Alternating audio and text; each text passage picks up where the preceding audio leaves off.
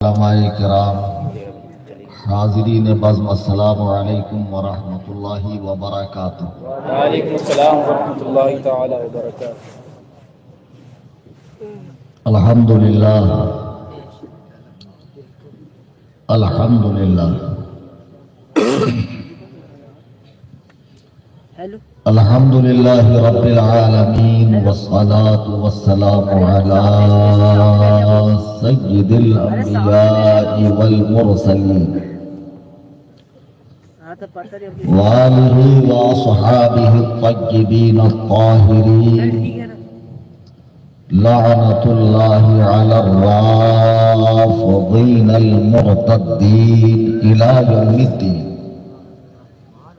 اما بعد، قال اللہ تبارک و تعالی فی القرآن المجید والفرقان الحمید، فاعوذ باللہ من الشیطان الرجیم، بسم اللہ الرحمن الرحیم، ولا تلبسوا الحق بالباطل وتكتموا الحق وانتم تعلمون، صدق اللہ العظیم۔ اسٹیج پہ حاضر شہر چھندواڑہ کے معزز علماء کرام، ائمہ مساجد، شعراء اسلام، سادات کرام، اور ہمارے سامنے بیٹھا ہوا دور و دراز قرب و جوار سے تشریف لایا یہ سنی، جنتی، حنفی، بریلوی بھائیوں کا عظیم الشان مجمع، آئیے ہم اور آپ خلوص دل کے ساتھ نبی رحمت، شفیع امت، جناب احمد مجتبی محمد مصطفیٰ صلی اللہ علیہ وسلم کی بارگاہ میں ہدیہ درود و سلام پیش کریں۔ اللہم صلی علی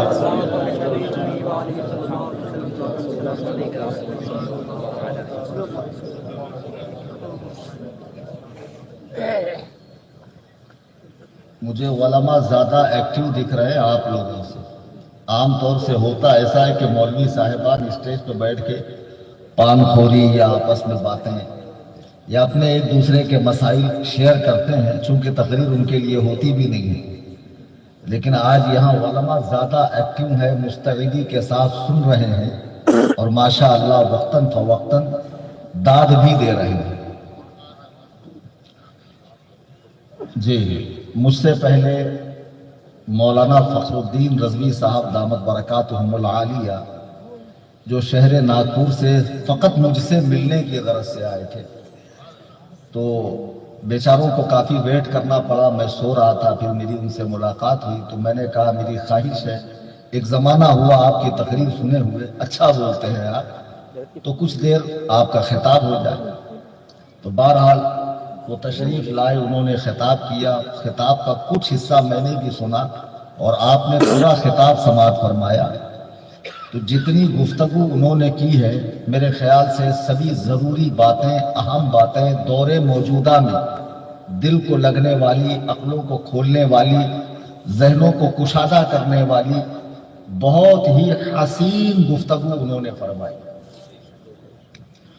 انہوں نے نبی کریم علیہ الصلاۃ والتسلیم کہ وہ فرمودات، ارشادات، پیشین گوئیاں جو قیامت سے قریب قریب ہونے والی ہے، جوتے کا تسمہ بات کرے گا، ران بات کریں گی، فلاں چیز ہوگی، فلاں چیز ہوگی، وہ چیزیں انہوں نے بتا کر اس کی نظیریں بھی پیش کی کہ اس دور میں ایسا ہو رہا ہے، اور انہوں نے بہت سارے خطرات سے امت کو آگاہ بھی کیا کہ چیٹ جی ٹی پی ہو یا اے آئی ہو، یہ چیزیں کچھ حد تک انسانی زندگی کے لیے فائدہ مند بھی ہے اور یہ بہت بڑا خطرہ بھی ثابت ہونے والا ہے، جیسا کہ اس کے بنانے والے خود اس کا اقرار کر رہے ہیں۔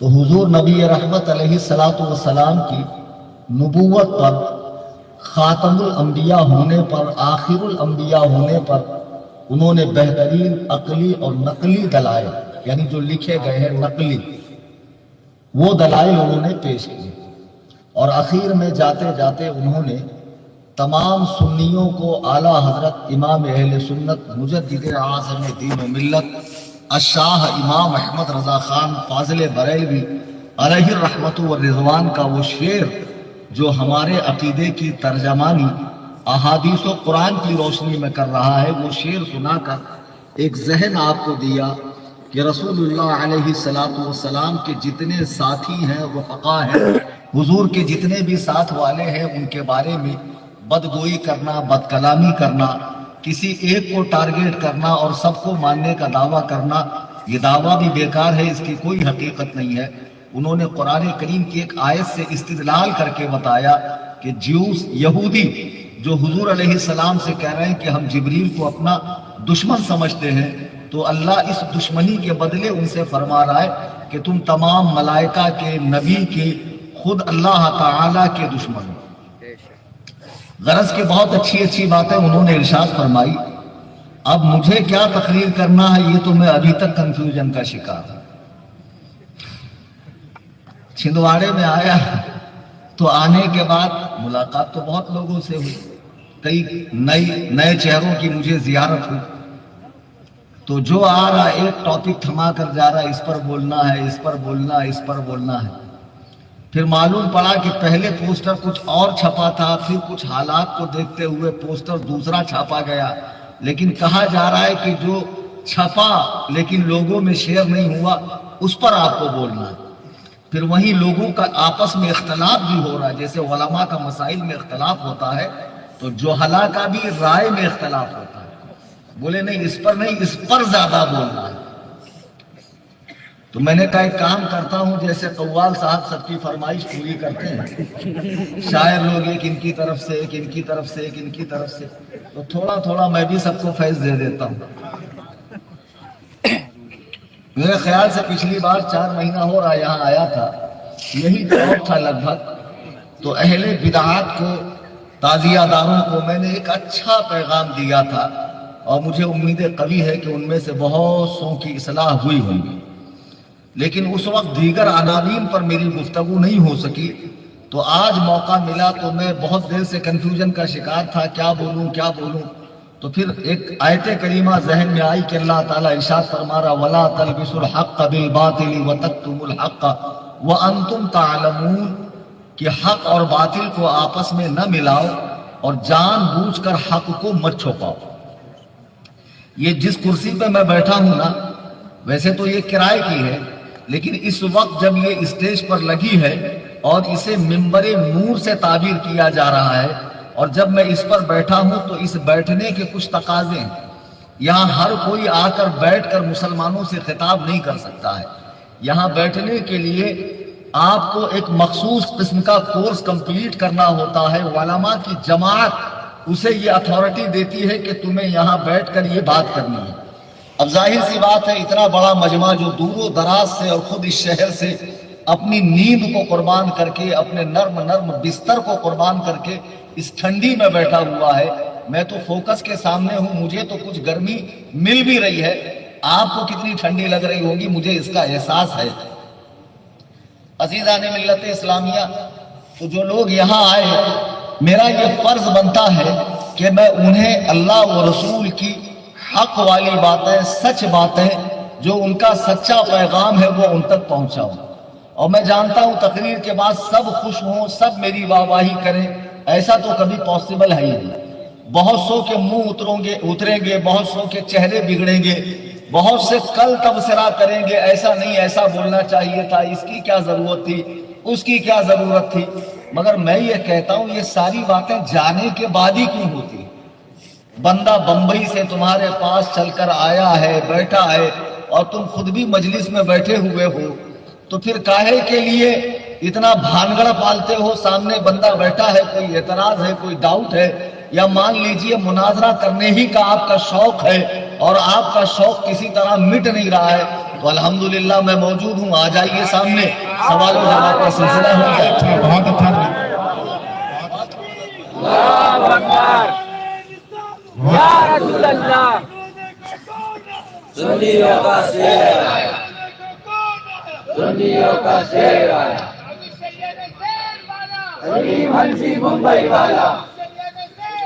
अजीज़ान मिल्लत इस्लामिया, अब यहाँ बैठे हुए पक्के सुन्नी बरेलवी, मैं जानता हूँ یہاں بیٹھے ہوئے کچھ سلے کلی ٹائپ کے بھی لوگ ہیں، جدھر ڈم ڈم ادھر ہم نرما مادی حیدرآبادی، جدھر بوجھا ادھر سو جا، مطلب دونوں ناؤ میں پیر رکھیں گے، سوچیں گے سفر آسانی سے کٹے گا، لیکن جب دونوں کے راستے جدا ہو جائیں گے تو بیٹا بیچ میں سے تو چر جائے گا۔ عجیب مزاج کے لوگ ہیں۔ تو دو ہو گئے، ایک تو پکے سنی بریلوی ہے جن کی بریلویت میں کوئی شک نہیں ہے، سنیت میں کوئی شک نہیں ہے۔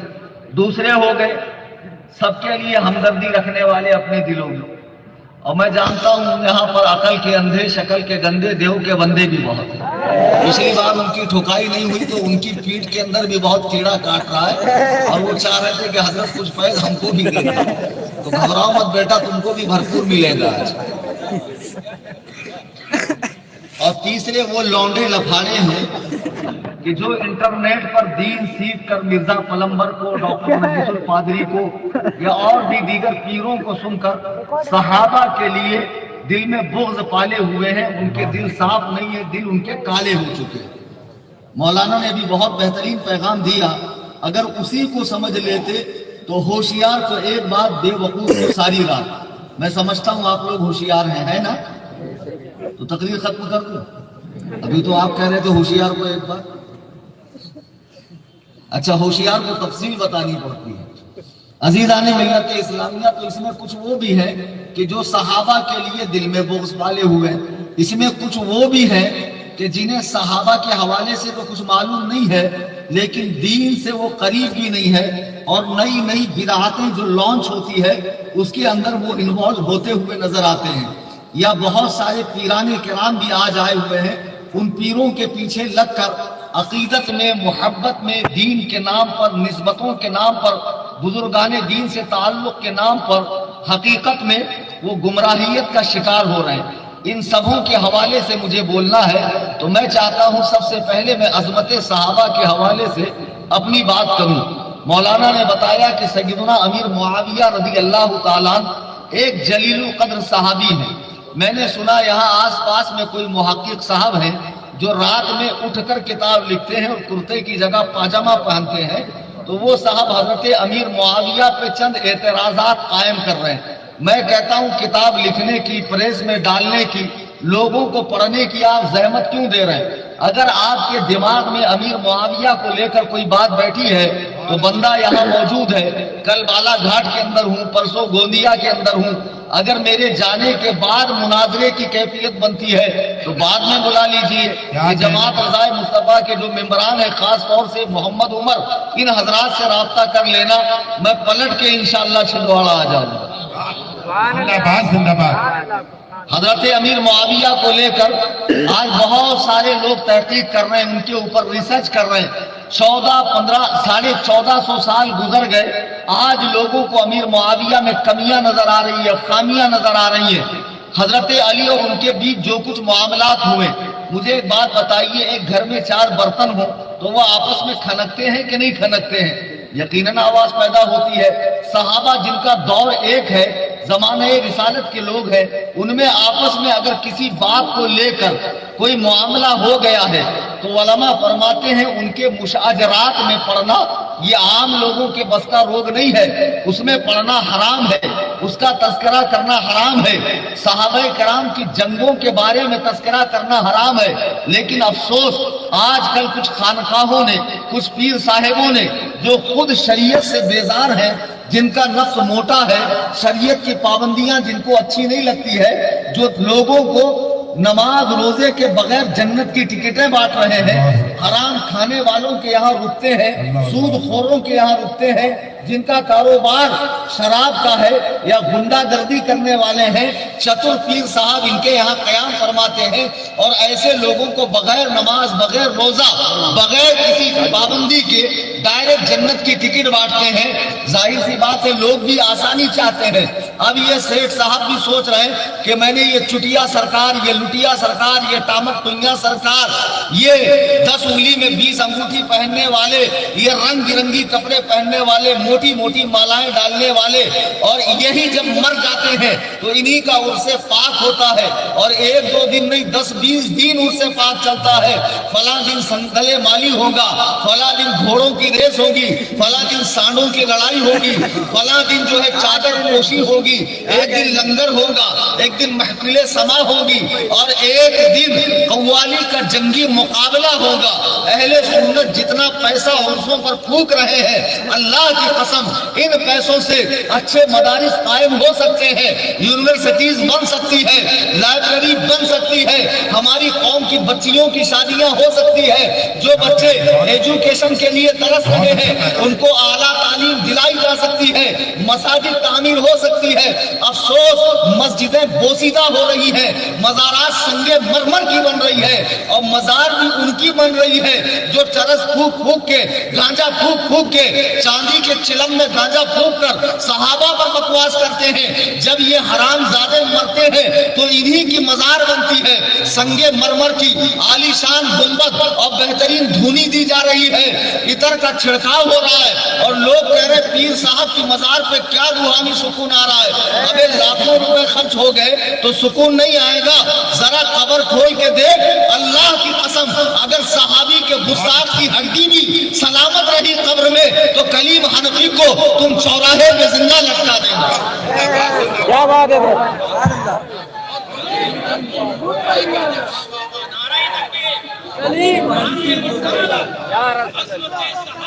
زندہ باد. اے بستی والوں, تمہاری نگری میں رضا کے شیر آئے. عشق محبت, عشق محبت, اعلیٰ حضرت, اعلیٰ حضرت, عشق محبت, عشق محبت. اعلیٰ حضرت, اعلیٰ حضرت. انگریز کے منحوس قدم ہندوستان میں پڑتے ہیں. یہاں فقط 2 ہی فرقے تھے, اہل تشیع اور اہل السنہ.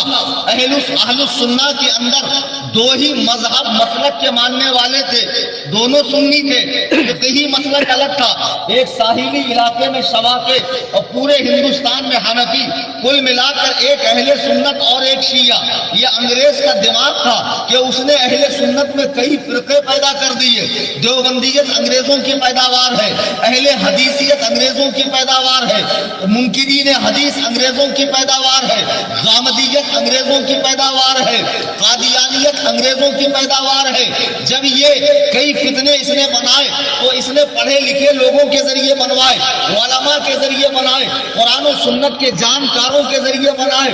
آپ کو حیرت ہوگی, یہ گاؤں گاؤں, نگر نگر, ڈگر ڈگر, قریہ قریہ, بستی بستی, دکان دکان, مکان مکان جا کر جو تبلیغ کرنے والے, چلت پھرت کرنے والے, یہ عقل کے اندھے شکل کے گندے دیو کے بندے ہیں جو 40 دن کا چلہ اور 4 مہینے کی جماعت اور 3 دن کی جماعت میں جاتے ہیں اور علاقے میں گشت کرتے ہیں, فضول اعمال کا درس کرتے ہیں. ان کی حقیقت یہ ہے کہ یہ دیوبندی جماعت کے مشن کو لے کے آگے بڑھ رہے ہیں, اور دیوبندیت کا پودا انگریز کا لگایا ہوا ہے.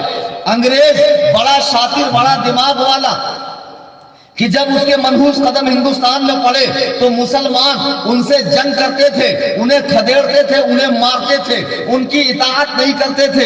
انگریز نے بیٹھک کی کہ آخر یہ مسلمانوں کو کیا ہو گیا, آدھی رات کو ہماری چوکیاں جلا دیتے ہیں, ہمارے محلوں کو آگ لگا دیتے ہیں, یہ مسلمانوں میں اتنا جذبہ کیوں ہے؟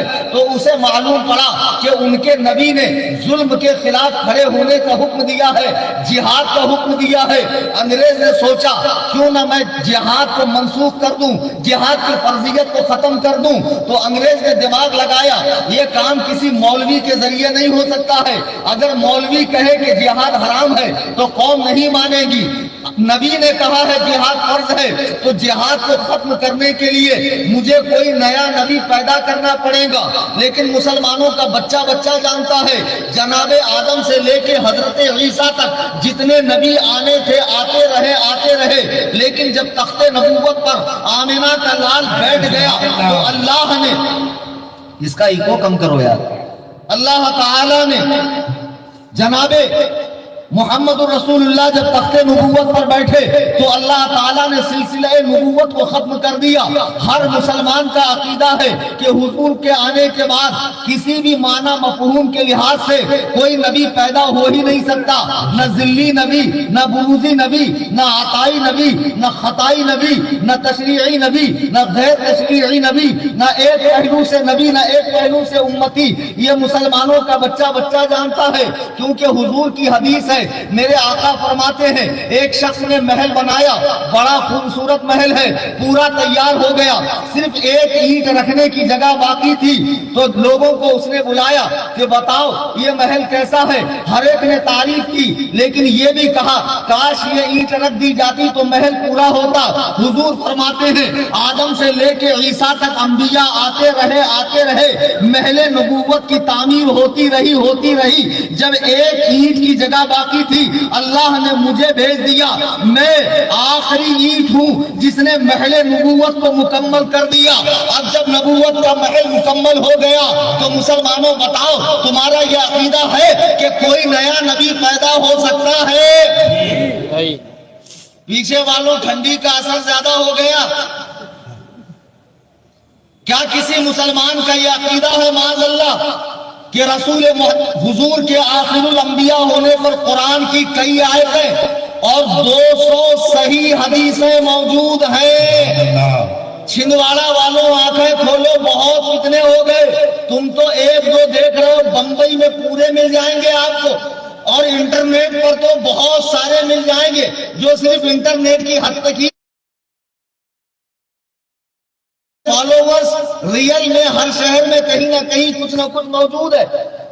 ہر مسلمان کا عقیدہ ہے کہ حضور کے بعد کوئی نبی پیدا نہیں ہو سکتا، لیکن جس تبلیغی جماعت کو آپ بہت نماز پڑھتا ہوا دیکھتے ہیں، روزہ رکھتا دیکھتے ہیں، تسبیح تحلیل کرتا دیکھتے ہیں، نمازیں پڑھ کے ماتھے پر 5 روپے کا سکہ بنا لیتے ہیں، پوری دنیا کے اندر چلت پھرت کر رہے ہیں، اللہ کے دین کے لیے وقف ہو جاتے ہیں، روپیہ پیسہ خرچ کر رہے ہیں۔ اس تبلیغ جماعت سے ہمارا اختلاف نماز پر نہیں ہے، نماز کے مسائل پر نہیں ہے، روزے اور حج تسبیح وہ تحلیل پر نہیں ہے، چلت پھرت پر نہیں ہے، درس پر نہیں ہے، گشت پر نہیں ہے۔ ہمارا ان سے اصل اختلاف ہے کہ جن اکابرین کے مشن کو لے کر تم چل رہے ہو، ان اکابرین میں ایک مولوی قاسم نانوتوی نے انگریزوں کے حکم پر ایک کتاب لکھی ہے، آن لائن سرچ کر لو، کتاب کا نام تہذیب الناس ہے، اس میں 3 جگہ حضور کے آخری نبی ہونے کا انکار ہے۔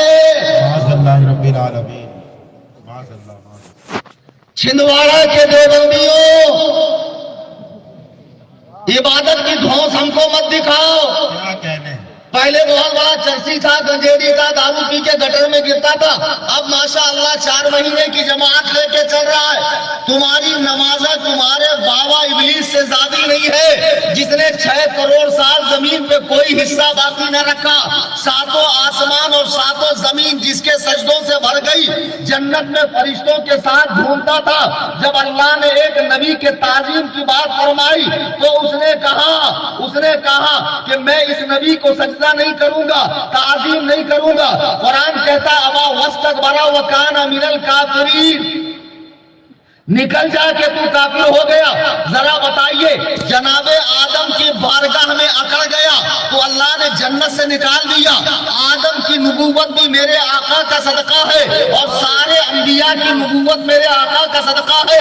اس نبی کی بارگاہ میں دیوبندی جماعت کے امیر اور دارالعلوم دیوبند کے فاؤنڈر مولانا قاسم نانوتوی نے آخری نبی ہونے کا انکار کیا ہے۔ میں جانتا ہوں تم اسی محلے میں رہتے ہو، تمہارا یہاں مدرسہ بھی بن رہا ہے، جو لوگ ان کے پیچھے نماز پڑھ لیتے، کیا ہوتا ہے مولانا؟ نماز کا وقت ہو گیا، پڑھ لو، اتنی تفصیل میں جانے کی کیا ضرورت ہے؟ تو احسان نہیں کر رہا ہے نماز پڑھ کر اس کی حفاظت کرنا یہ بڑی بات ہے۔ تو نماز پڑھ کر احسان کس پہ کر رہا ہے؟ میں تم سے پوچھنا چاہتا ہوں، فجر میں اگر امام مسجد میں آئے اور اس کے کرتے پہ 1 درہم کے برابر بو لگا ہو، پاخانہ لگا ہو، گوبر لگا ہو، کیا تم اس کی اقتدا کرو گے؟ بولو گے نہیں مولانا، میں کہوں گا ایڈجسٹ کر لو، تھوڑا سا تو لگا ہے، باقی قاری بہت اچھے ہیں، 7 لہجوں میں قرآن پڑھتے ہیں اور ماشاءاللہ عظیم الجثہ ہے، کثیر اللحیہ ہے، عین ہا قاف بہت گاڑھا نکالتے ہیں، نماز لمبی پڑھاتے ہیں۔ آپ کہیں گے مولانا خصوصیات مت بتاؤ، نمازی کے بدن کا، کپڑے کا اور جگہ کا پاک ہونا ضروری ہے۔ مولانا کے کپڑے میں ناپاکی لگی ہے، نماز نہیں ہوگی۔ میں سوچ رہا ہوں جس کے کپڑے پر ظاہری نجاست لگ جائے اس کے پیچھے نماز نہیں ہوگی، اور جس کا دل بغض نبی میں پورا کالا ہو چکا ہے ان کے پیچھے نماز کیسے ہوگی؟ بہت اچھی گفتگو ہے، ہاتھوں کو اٹھا کر استقبال کریں۔ نعرہ تکبیر، نعرہ رسالت، مسلک اعلیٰ حضرت، مذہب اسلام۔ بہت اچھا ہے۔ دیوبندیوں کے اجتماع میں جانے والوں، نماز پڑھنے والوں، بیٹیاں دینے والوں، بیٹیاں لینے والوں، تم کیا سمجھ رہے ہو ان سے ہمارا اختلاف کس بات پر ہے؟ رسول کریم علیہ الصلوۃ والتسلیم کی ذات کو لے کر ہے۔ ابھی رات بھر میں چھندواڑے میں رکا ہوں، تمہاری جماعت میں کوئی تو پڑھا لکھا ہوگا یا سارے عقل سے فیندل اور علم سے یتیم ہے؟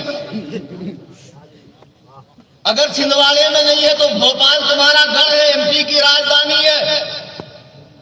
سارے ایم پی کے دیوبندی مولویوں کو جمع کرو، میں ثابت کروں گا کہ تمہارے عالم نے تہذیب الناس میں 3 جگہ سرکار کے آخری نبی ہونے کا انکار کیا ہے، اور مولوی رشید گنگوہی نے اللہ کے لیے جھوٹ بولنا ممکن لکھا ہے۔ مولوی خلیل احمد امبیٹوی نے براہین قاطعہ میں حضور کے علم سے زیادہ شیطان لعین کے علم کو مانا ہے۔ مولوی اشرف علی تھانوی نے سرکار کے علم پاک کو بچوں، پاگلوں، چرندوں، درندوں، گزندوں، جمی حیواناتوں، بہائم، پاگل سے کے برابر کہا ہے۔ تمہارے کلیجے پھٹ نہیں جاتے؟ ابے خبیثوں، نمازیں کیوں پڑھ رہے ہو؟ جو تمہیں نماز دے کر گیا، جو دین دے کر گیا، جو قرآن دے کر گیا، جو اسلام دے کر گیا، اللہ کی معرفت دے کر گیا، اس کی بارگاہ میں تمہارے اکابرین نے یہ باتیں لکھی ہے۔ اور یہ بات میں ہوا میں نہیں کر رہا ہوں، بلکہ آن لائن آپ کتاب سرچ کریں، تہذیب الناس، براہین قاطعہ، فتاوی رشیدیہ، حفظ الایمان، یہ عبارتیں اس کے اندر مل جائے گی۔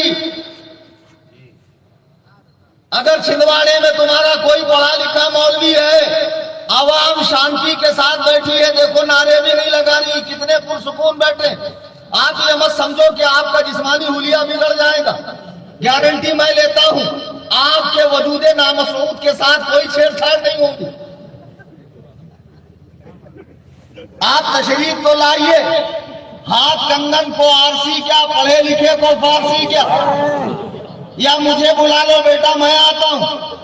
پورے ایم پی کے دیوبندی مولویوں کو جمع کرو اور تم پورے لاؤ لشکر کے ساتھ آؤ، تنے تنہا یہ کلیم حنفی اس اعلان کے ساتھ آئے گا، سب ہوں عبید غزوی، میں غوث و غزہ کا، آپ میرے بھاگتے ہیں شیر ببر بھی، کیا بات ہے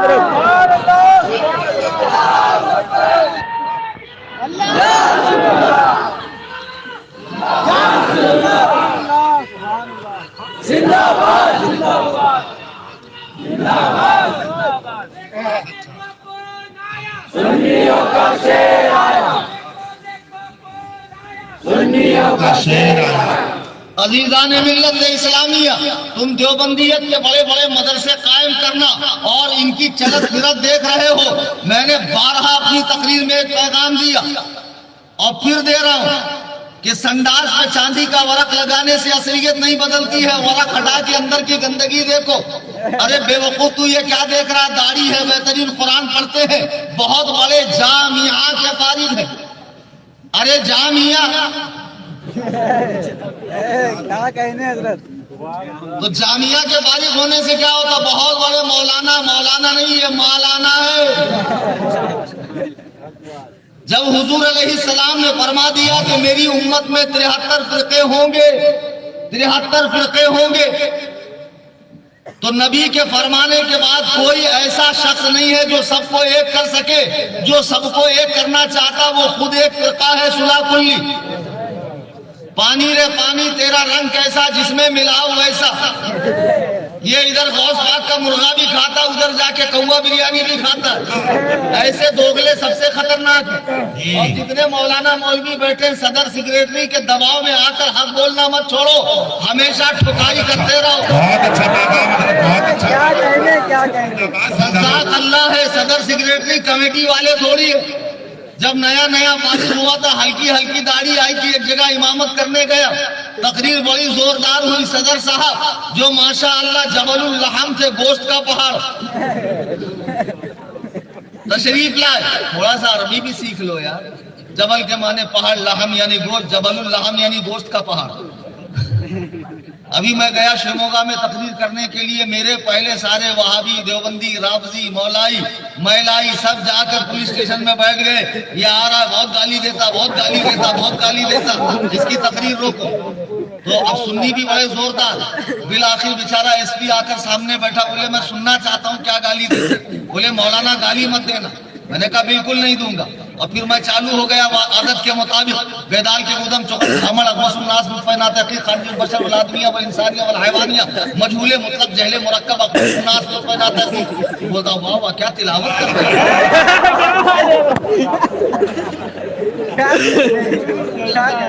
بولتا بہت اچھی عربی بولتے ہیں۔ مطلب ایسا چل جاتا عربی فارسی میں ہوگا۔ بہرحال میں اماموں سے بھی گزارش کروں گا، پہلے تو مطالعہ وسیع رکھو، اور آپ کے روم میں کوئی آئے تو آپ کے چمکدار جبے اور نقشے سلیمانی اور شبستان رضا اور چین بنگال کا جادو یہ کتاب مت رکھو۔ چھوچھا کرنے میں منع نہیں کرتا۔ کیا کریں گے، بیچاروں کو تنخواہ کم دے دو تو چھوچھا ہی کریں گے۔ تنخواہ اچھی دو یار۔ بہت اچھا۔ حدیث کا سیٹ لگاؤ، فقہ کا سیٹ لگاؤ، تفسیر کا سیٹ لگاؤ۔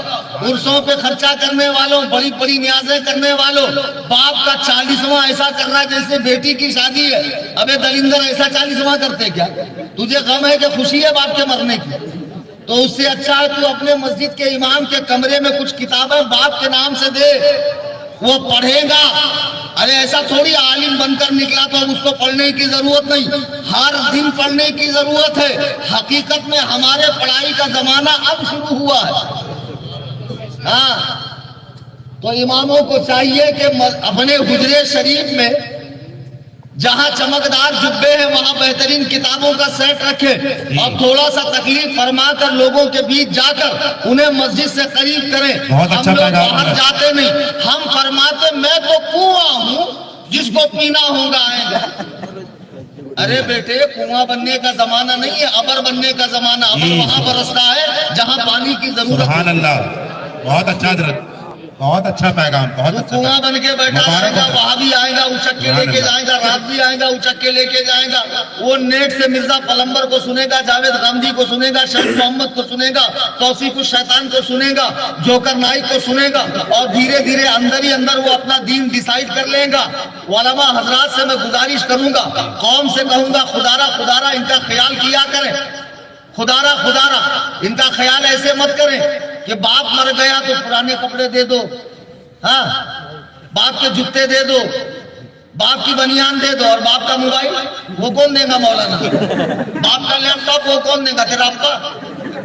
مطلب یہ نشانی کے لیے رکھو اور وہ دے دو، صدقہ دے دو۔ صدقہ ایسے کرتے۔ بہت عمدہ، بہرحال بہت اچھا۔ علماء کرام کو بھی چاہیے وقتاً فوقتاً لوگوں کو پیغام حق پہنچاتے رہے۔ یہ دیوبندیت جو پوری دنیا میں ناسور بن کے بدن اسلام کے اندر پھیل رہی ہے، اللہ کی قسم یہ کہتے مولانا احمد رضا نے ہمارے اکابرین کی عبارت کو بدلا ہے۔ مکے اور مدینے سے جو فتویٰ ہمارے اکابروں پہ آیا ہے حسام الحرمین کے اندر، وہ اصل میں مکے کے اور مدینے کے عالموں کو دھوکہ دیا گیا۔ وہ اردو نہیں جانتے تھے مولانا احمد رضا نے ٹرانسلیشن کرنے میں غلطی کی ہے, خیانت سے کام لیا ہے. ٹھیک ہے, مولانا احمد رضا جنت کی سیر کر رہے ہیں, آپ کے اکابرین بھی جنت سے ایک اسٹاپ پہلے ہیں, اب ان کو چھوڑ دیجئے. تم ہو میں ہوں, تم بھی اردو بولتے ہو میں بھی اردو بولتا ہوں, تمہارے اکابرین کی زبان بھی اردو میں ہے, اب آ کر مناظرہ کر لو, میں ثابت کروں گا تمہارے اکابرین کی کتابوں میں کفر موجود ہے. نماز سے اختلاف تھوڑی ہے, مولانا آ کر لڑا کر چلے گئے, مولانا آ کر لڑا کے چلے گئے. ابے بے وقوف میں آ کے سیدھا سیدھا نماز کو بیان کر دوں, کوئی ناراض نہیں ہوگا. بابا پارٹی بھی خوش, تازیہ والے بھی خوش, دیوبندی بھی خوش, رافضی بھی خوش, نجیس القادری والے بھی خوش, لیکن اللہ و رسول ناراض ہوں گے. کل بروز محشر اللہ کے حضور آپ بھی ہوں گے, میں بھی رہوں گا. فلاں دن تجھے چھندواڑے میں بلایا گیا تھا, تو نے حق گوئی سے کام کیوں نہیں لیا؟ یہ امام اہل سنت کا فیضان ہے کہ بریلوی علماء ملک کے چپے چپے میں جا کر جنگے کی چوٹ پر حق بیان کرتے ہیں اور باطل فرقوں کے مکروہ چہرے سے نقاب ہٹاتے ہیں. باطل فرقوں کے مکروہ چہرے سے نقاب ہٹاتے ہیں.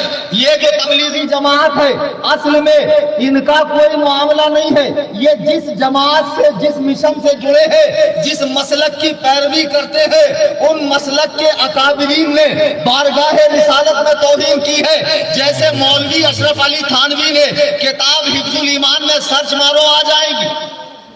آج کل ہم لوگ کتاب اس لیے لے کر نہیں چلتے کہ سب کچھ انٹرنیٹ پر ہے, سارا ڈاٹا موجود ہے, ہمارا بھی تمہارا بھی. اور جیسے للکار کر ہم تمہیں چیلنج دے رہے ہیں, کبھی ان کے منہ سے ہمارے بارے میں سنا؟ کیا کہنا ہے؟ نہیں سنیں گے. ابھی نہیں. کیوں نہیں؟ لوگ بولتے وہ کسی کے خلاف نہیں بولتے, بہت نیک ہے. کچھ ہوگا تو بولیں گے نا. یہ بات بھی ہے, سبحان اللہ. قیامت کے لیے چھپا کے رکھا ہے. تم بتاؤ کہ احمد رضا کی کتاب میں یہ ہے, مصطفیٰ رضا, حامد رضا, مفتی احمد یار خان صدر الشریعہ کی کتاب میں یہ ہے, اس کا تصفیہ کرنے کے لیے میں آتا ہوں. لیکن چور کس منہ سے دوسرے کو چور کہے گا؟ تمہارے اکابرین نے گستاخی رسالت کی, مصطفیٰ کریم کی گستاخی کی ہے. تمہارے اکابرین پر کفر کا فتویٰ ہے, ہمارے اکابرین پر نہیں ہے. اگر ایسی کوئی بات ہے تو پیش کرو, میں اس کا تصفیہ کرنے کے لیے تیار ہوں. اب اتنا کھلا چیلنج تو دے رہا ہوں مناظرے کا, اور کیا بولوں؟ بے غیرتوں, اللہ و رسول کو منہ دکھانا ہے. جس جماعت میں تم جڑے ہو نماز و کلمے کے نام پر, اس کے اکابرین میں سرکار کی بارگاہ میں کیا لکھا ہے؟ مولوی اشرف علی تھانوی نے اپنی کتاب حفظ الایمان کے صفحہ نمبر 15 پہ جب اس سے سوال ہوا نبی کو علم غیب ہے یا نہیں, تھوڑا ہے یا زیادہ ہے, خود سے ہے یا اللہ کی عطا سے, تو وہ کہتا مطلق علم غیب تو نہیں ہے, یعنی ٹوٹل, اور خود سے تو نہیں ہے, تھوڑا بہت ہے. لیکن وہ تھوڑا بہت کیسا ہے؟ آپ کی ذات مقدسہ پہ علم غیب کا حکم کیا جانا, یعنی نبی کے لیے بعض باتوں کا علم غیب ماننا ایسا ہی ہے, ایسا علم غیب ہے جیسا بچوں کو, پاگلوں کو, جانوروں کو, پاخانے کے کیڑے کو ہوتا ہے, معاذ اللہ, ایسا ہی علم نبی کو ہے.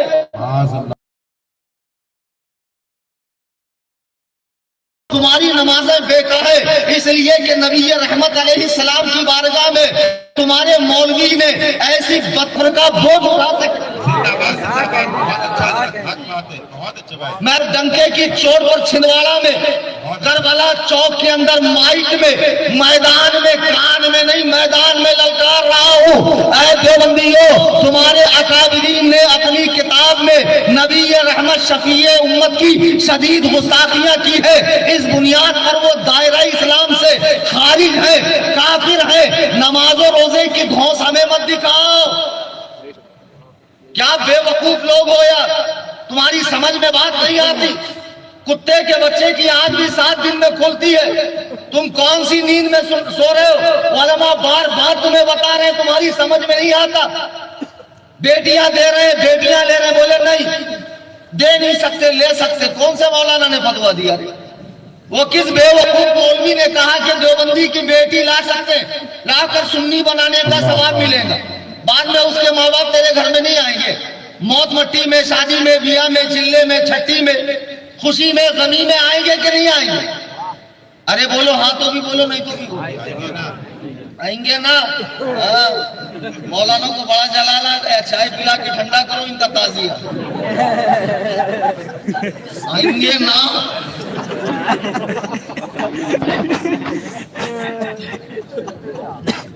آج کل لوگوں کو بھی بہت سواری آتی، یہ انگلی میں انگلی جاتی، ہوش پاک آتے بولتے، اس کے آنگ میں جس کو یہ نہیں معلوم ٹھنڈی میں کتنے ڈھیلے لیتے اور گرمی میں کتنے ڈھیلے لیتے، اور خوب ہلتا ڈھلتا لوگوں کا مستقبل بتاتا، ارے سوئی ٹوچو برابر ہو جاتا ہوں۔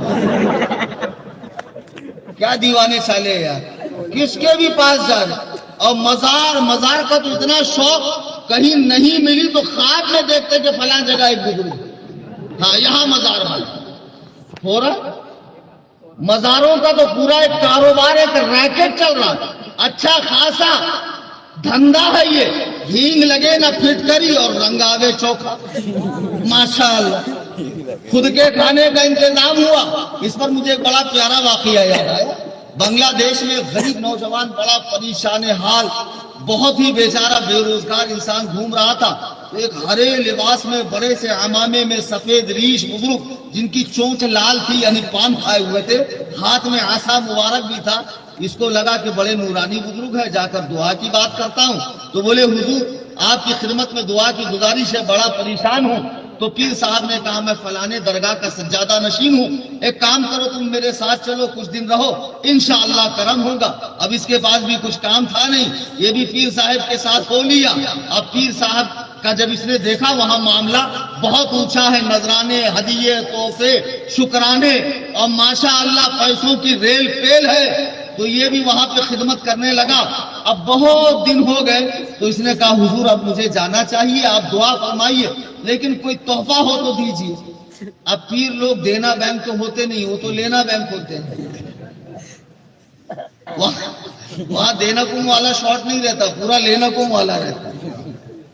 وہ تو ہمارے پیر ہیں نا جو دیتے ہیں، تاج الشریعہ، محدث کبیر، یہ لوگ دیتے ہیں۔ اور جو دنیا دار پیر ہیں وہ صرف لیتے ہیں، وہ عمر و عیار کی زنبیل ہے، ٹھوستے ہی رہتے، اور سب مریدوں کے جیب پہ نظر رہتی ہے کس کا کتنا معاملہ اونچا ہے۔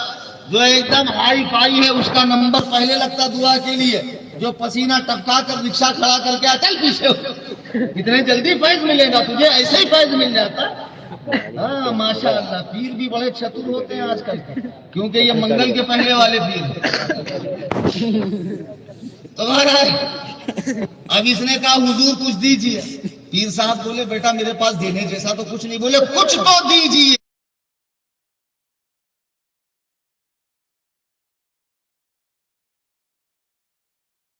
تو کچھ نہیں، بولے کچھ تو دیجیے ورنہ درے پیر پر کھڑا رہوں گا، پڑے ہی رہنے سے بات کروں۔ اب پیر صاحب نے کہا اس کمبخت کو کیا ہے، کچھ نہیں آ رہا۔ تو دیکھا ایک مرا سا لاغر سا نحیف سا گھوڑی کا بچہ تھا، ماں مر گئی تھی بیچارے کی۔ بولے کام کر اس کو لے کر چل۔ اب یہ بھی بڑی عقیدت میں محبت میں پیر صاحب کا نذرانہ ہے، گھوڑی کا بچہ لے کر چل رہا تھا۔ اب اس پہ سواری تو کر نہیں سکتا، سواری کرے گا کیسے؟ اسی کو اٹھا کے چل رہا تھا، گرمی کا زمانہ تھا، بیچارہ گھوڑی کا بچہ مر گیا۔ اب اس کو بڑا دکھ ہوا کہ پیر صاحب کا توجہ مجھ سے ضائع ہو گیا۔ لوگوں کو بڑی عقیدت رہتی ہے پیر سے۔ اچھا یہ سب سننی ہے، یہ سب اللہ کی محبت میں، رسول کی محبت میں، اہل بیت کی محبت میں، ولیوں کی نسبت میں یہ سب کرتے ہیں۔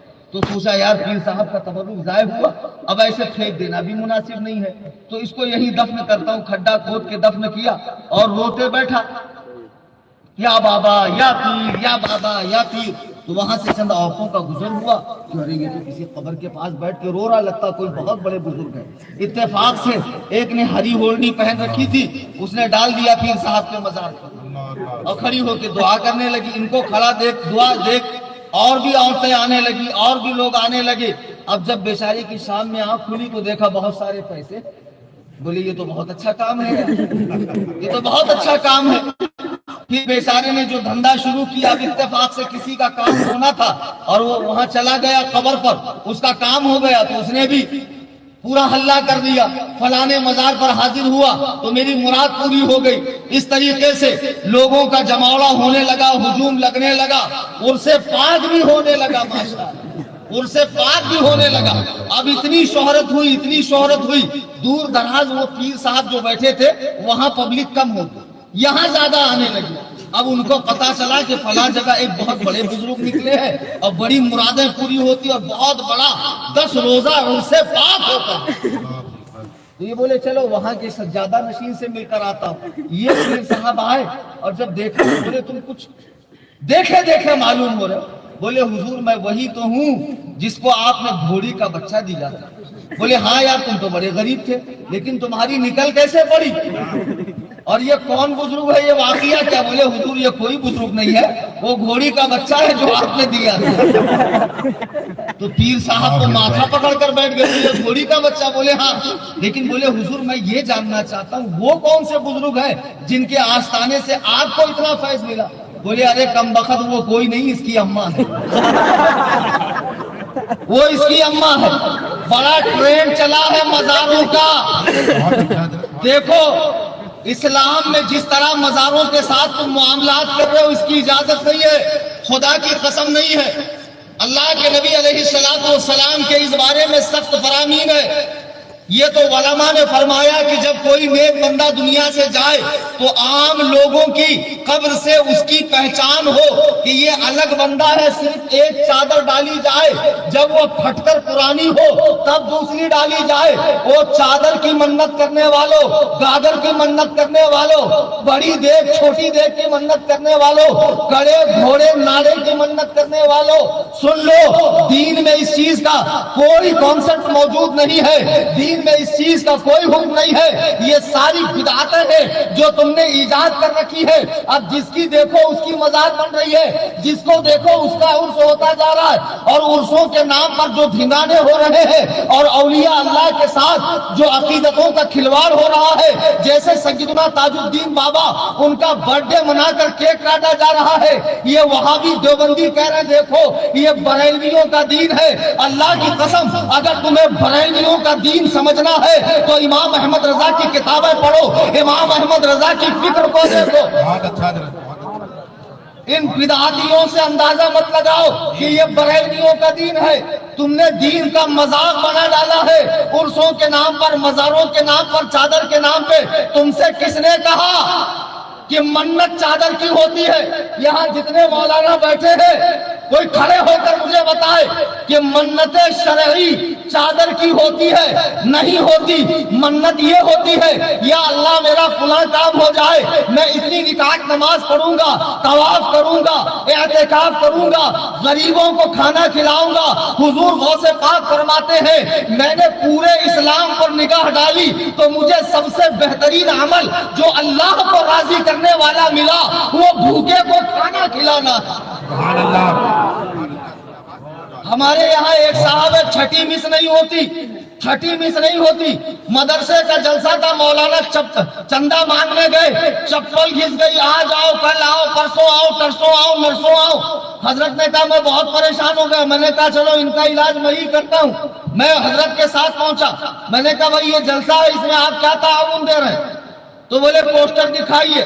پوسٹر دیکھ کے ارے 4 مقرر, 4 ناطقاں, 2 شاعر, 1 نقیب, اتنے علماء, اس کی کیا ضرورت تھی, اس کی کیا ضرورت تھی, فلاں کی کیا ضرورت تھی؟ ہم کو سمجھا رہا. میں نے پوسٹر رکھا سائٹ میں. میں نے کہا یہ بتاؤ دنیا میں کروڑوں انسان ہے کہ نہیں ہے؟ بولے ہے. تو میں نے کہا آپ کے تشریف لانے کی کیا ضرورت تھی؟ کوئی ضرورت تھی؟ آپ کے آنے سے سورج 2 ہو گئے, چاند ڈبل ہو گئے, کیا ہو گئے؟ چھٹی نہیں چھوٹیں گی. ہر چھٹی کو فلائٹ سے جائیں گے اور چادر چڑھائیں گے 20,000 کی. یہ باہر نہیں آتے, چادر پہلے آ جاتی ہے. ابے بے وقوفوں, جب تمہیں معلوم ہے اجمیر کے رافضی مجاور صحابہ پر بھونکنے والے کتے اپنی دنیا بنانے کے لیے لوگوں کی عقیدتوں سے کھلواڑ کرتے ہیں, جیسے ہی گیٹ میں گھسا چھندواڑے والے کی مراد پوری ہو رہی ہے, بمبئی والے کی, پونے والے کی, لندن امریکہ والے کی, غریب نواز کے آستانے پر. لیکن جو وہاں پیدا ہوا, وہاں پلا بڑا, دن رات چٹک کے ہے مزار سے, وہ لوگوں سے بھیک کیوں مانگ رہا ہے؟ اس کی نظر لوگوں کے جیب پر کیوں ہے؟ کیونکہ غریب نواز نے اس سے منہ موڑ لیا. جس سے غریب نواز سے منہ موڑا اس کی طرف ہم منہ کریں گے. اجمیر جائیں گے تو مجاوروں کو پیسہ دیں گے. بالکل نہیں، جیسی گیٹ میں گھسو چادر تان لیں گے، یہ میرا یہ تیرا، خالی 5,000 تو خادم ہے۔ اور حرام خور لوگوں سے بھیک مانگ کر، آئی فون چلا کر، بہترین کپڑے پہن کر یورپ اور امریکہ کا ٹور کرتے ہیں، عالی شان جوتیاں پہنتے، ٹک ٹاک بناتے ہیں، انسٹا پر ریل بناتے۔ ان رافضی کتوں کی ریل دیکھو، ان بھیک منگوں کی۔ میرا تو داخلہ بینڈ ہے اور فرض واجب بھی نہیں ہے جانا، 3 مرتبہ جا کے آ گیا، بس یہیں سے پکار لیتا ہوں، کام بن جاتا ہے۔ زندہ باد زندہ باد۔ کیوں؟ اب جیسی اندر گھسے، لا چادر کا، لا گاگر کا، لا چھوٹی دیکھ کا، لا بڑی دیکھ کا، لا جنتی دروازے کا، لا جہنم سے بچنے کا۔ ابے حرام الدہر کہیں کے، تو جیسے پونگے پنڈت کو دے کر ہم اپنی آخرت برباد کیوں کریں؟ نماز کے ٹائم ایک بھی مجاور آپ کو مسجد میں نہیں دکھے گا۔ یہ قبروں کی کمائی کھانے والے، جنہوں نے بزرگان دین کے آستانوں کو بدعات و خرافات کا اڈا بنایا ہے، اور پھر ان بزرگوں کے نام پر کوئی لال کپڑے پہن رہا ہے، کوئی پیلے ہی کپڑے پہن کر عمرہ کرنے جا رہا ہے۔ جب اللہ کے رسول نے سفید کپڑا پہن کر عمرہ کیا تو کہتا ہے میرا فلانا پیر پیلے کپڑے پہنتا تھا۔ پیر حجت نہیں ہے، قرآن حجت ہے، حدیث حجت ہے، اجماع حجت ہے، قیاس حجت ہے۔ واہ واہ، نعرہ تکبیر، نعرہ رسالت، مسلک اعلی حضرت، مذہب اسلام، شریعت مصطفیٰ۔ پورا لگ گیا نا، 2 روٹی زیادہ کھا، چل مجھے پرواہ نہیں، دوبارہ بلائے گا کہ نہیں بلائے گا۔ ملک خدا تنگ نیز، پائے مورا لنگ نیز۔ خدا کا ملک چھوٹا نہیں ہے، میرا پیر لنگڑا نہیں ہے، بڑا نہیں۔ تاج الشریعہ نے شیر پالا، تاج الشریعہ نے شیر پالا، فیضان حضور تاج الشریعہ، فیضان حضور تاج الشریعہ۔ سنو رے، منہ دیکھے میرا نہیں کرتا میں۔ سیٹ صاحب ہے تو ڈر جاؤں گا، سیٹ ہوگا تیرے گھر پر۔ اللہ نے مجھے ایسا بنایا ہے کہ تم جیسے سیٹوں کو میں جیب میں رکھتا ہوں۔ میں تمہاری اصلاح کر رہا ہوں۔ تم نے بزرگوں کے نام پر کیا بدعات مار رکھی ہے؟ کوئی بال ہی کی نہیں، وہ کٹا رہا ہے 22 فٹ کے 25 فٹ کے بال، اور وہ بال کھودوں کے پھر ہمیں بیماری ہو جائے گی۔ کتے کتنے اس کے اندر جوئیں ہوں گی، کتنے کیڑے مکوڑے ہوں گے، چھی۔ یہ دلندر کے بال کھودوں کے فلانے تاجدار سے ملنگا۔ ایک ہمارے یہاں پیر صاحبہ بولے ہم ہیں مولا علی کے ملنگ، لاؤ ہمارے لیے پلنگ، بناؤ بھنگ۔ اتنے میں ہو گئی اذان، تو بولے مولویوں سے ہم ہے تنگ، ان سے ہماری ہے جنگ۔ کوئی پیلے ہی کپڑے پہن رہا ہے، میں فلانے سلسلے کا ہوں، میرے سلسلے کے کپڑے یہ۔ قرآن کہہ رہا ہے لقد کان لکم فی رسول اللہ اسوۃ حسنہ۔ سبحان اللہ۔